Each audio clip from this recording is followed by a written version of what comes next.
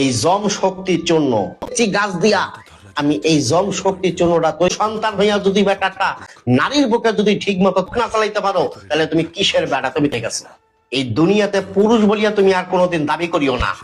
যদি একটা নারীর বুকে যদি ঠিক মতো তুমি যদি না চালাইতে পারো, তুমি ঠিক মতন চালাইতে চাও, গুল্লি যদি ঠিক মতন টিপে টিপে বাইর করতে চাও, জম শক্তির জন্য 10 ইঞ্চি লম্বা হইব, 4 থেকে 5 ইঞ্চি লম্বা মোটা রডের মতো শক্ত কঞ্চির মতন টাইট, মায়া লোকে পাশে বইয়া হারারে ধরিয়া টিপো চাপো, খোদার কসম একটা পোড়ার মাথায় আইব না। আমি হাকিম মোহাম্মদ নবীর হোসেন জীবনে কি দেখছেন, কি খাইছেন, খাইতে খাইতে আপনি ঠাকুর হয়ে গেছেন।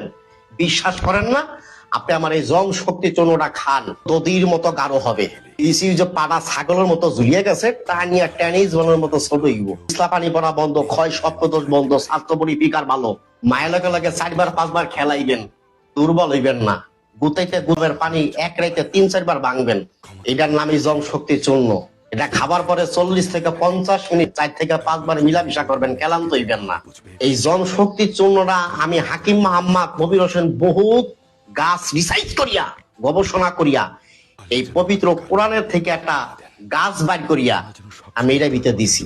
মায়ের লজ্জা দেয়, ওর মায়ের খালাম্মা গুতাইতে গুতে তার জিভ বাইর করিয়া লাইবেন, আইবেন জম শক্তির জন্য।